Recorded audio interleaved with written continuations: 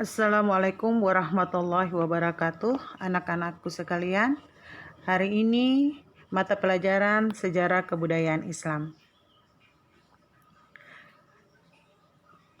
Pada bab pertama, yaitu materinya tentang proses masuknya Islam ke Indonesia. Tujuan pembelajaran yang akan kita capai hari ini ada 3. Yang pertama, siswa diharapkan dapat menjelaskan teori-teori masuknya Islam ke Indonesia. Yang kedua, siswa diharapkan dapat menjelaskan rute masuknya Islam ke Indonesia. Yang ketiga, siswa diharapkan dapat menjelaskan cara-cara masuknya Islam ke Indonesia. Oke, kita masuk kepada tujuan pembelajaran yang pertama, yaitu teori-teori masuknya Islam ke Indonesia. Sebelum Islam masuk ke Indonesia, di Indonesia sudah ada 2 agama yang besar, yaitu agama Hindu dan agama Buddha. Selain 2 agama tersebut, ada 2 kepercayaan, yaitu kepercayaan animisme dan kepercayaan dinamisme. Kepercayaan animisme adalah kepercayaan yang dimana mereka menyembah gua, pohon besar,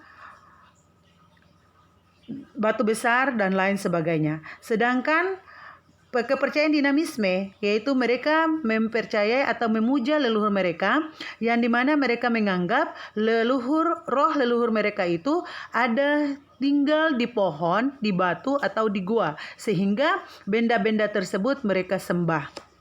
Oke, teori masuknya Islam ke Indonesia itu ada 4. Yang pertama, teori Mekah. Yang kedua, teori Persia.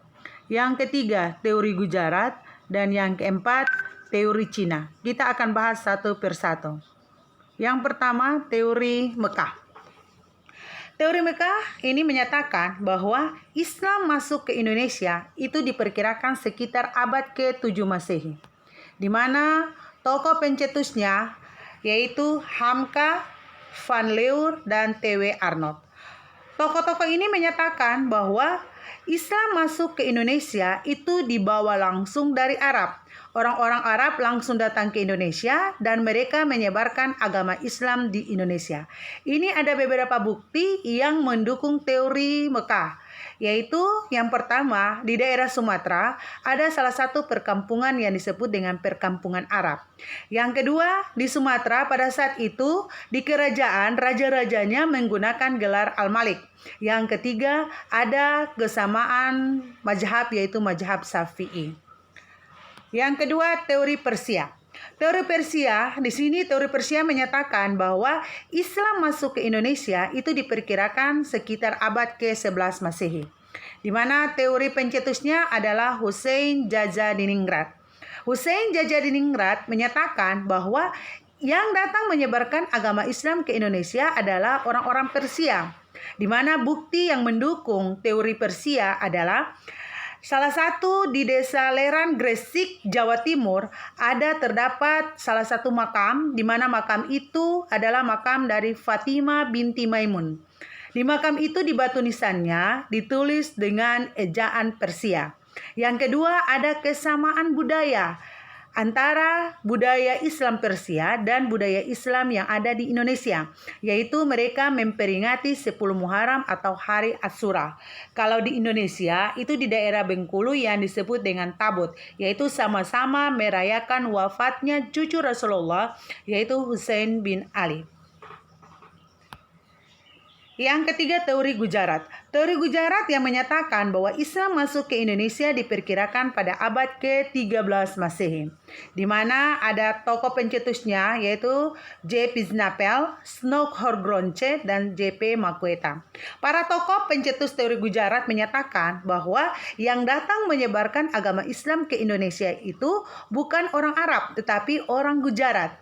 Mereka menyatakan orang Arab itu datang di Gujarat, singgah di Gujarat, dan mereka menyebarkan agama Islam di Gujarat. Nanti orang-orang Gujarat itu yang datang ke Indonesia, merekalah yang menyebarkan agama Islam di Indonesia.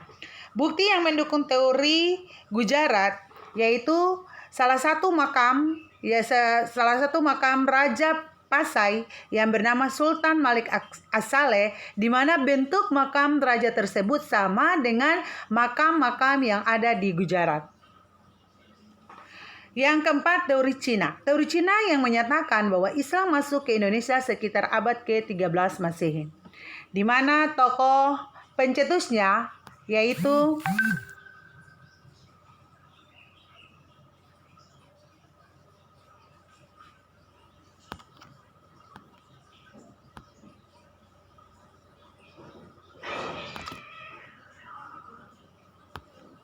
maaf sebentar.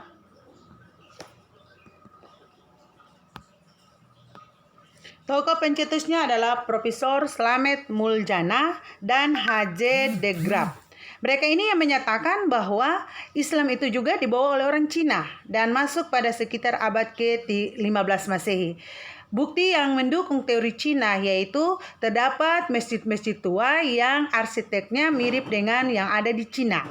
Terus yang kedua, salah seorang raja dari kerajaan Demak yang bernama Raden Patah mempunyai ibunya berasal dari Cina. Itu adalah teori-teori masuknya Islam ke Indonesia. Jadi teori masuknya Islam ke Indonesia ada 4, yaitu yang pertama teori Mekah, yang kedua teori Persia, yang ketiga teori Gujarat, dan yang keempat adalah teori Cina. Kita lanjut tujuan pembelajaran yang kedua.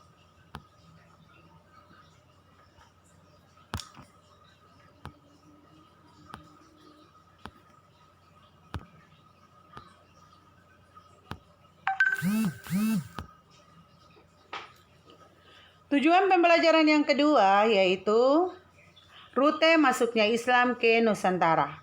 Di sini ada 2 jalur atau 2 rute masuknya Islam ke Nusantara atau ke Indonesia. Yaitu yang pertama rute jalur utara, yaitu dari Arab, yaitu Mekah dan Madinah, ke Damaskus, dari Damaskus hingga ke Baghdad, terus ke Gujarat, di mana Gujarat ini terdapat di pantai barat India, terus ke Sri Lanka dan ke Indonesia. Sedangkan rute jalur selatan yaitu mereka dari Arab atau Mekah dan Madinah, mereka ke Yaman, terus ke Gujarat hingga Sri Lanka dan ke Indonesia. Itu ada 2 rute masuknya Islam ke Indonesia, yaitu rute jalur utara, rute jalur selatan. Kalau rute jalur utara mereka dari Arab, terus ke Damaskus, Baghdad, Gujarat, Sri Lanka, dan Indonesia. Kalau rute jalur selatan yaitu mereka dari Arab, Yaman, Gujarat, Sri Lanka, dan Indonesia. Sekarang kita masuk kepada cara-cara masuknya Islam ke Indonesia. Cara-cara masuknya Islam ke Indonesia itu ada 6. Yang pertama, melalui perdagangan. Yang kedua, melalui perkawinan. Yang ketiga, melalui pendidikan. Yang keempat, melalui seni budaya atau kesenian. Yang kelima, melalui tasawuf. Dan yang keenam, melalui politik. Jadi ada 6 cara-cara masuknya Islam ke Indonesia. Yang pertama perdagangan, yang kedua perkawinan, yang ketiga pendidikan, yang keempat seni budaya atau kesenian, yang kelima tasawuf, yang keenam politik. Oke, kita bahas jalur pertama atau jalur masuknya Islam yang pertama yaitu perdagangan. Melalui cara perdagangan atau jalur perdagangan. Di sini ada beberapa cara dari jalur perdagangan. Ada 4 cara.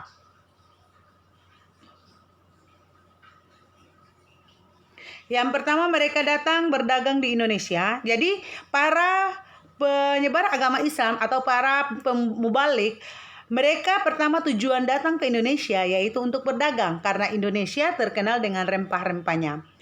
Setelah mereka datang berdagang di Indonesia, mereka tinggal dan membentuk pemukiman yang disebut dengan pekojan.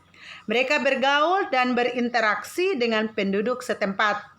Setelah itu melakukan dakwah menyebarkan agama Islam. Jadi mereka tujuan pertama datang ke Indonesia untuk berdagang.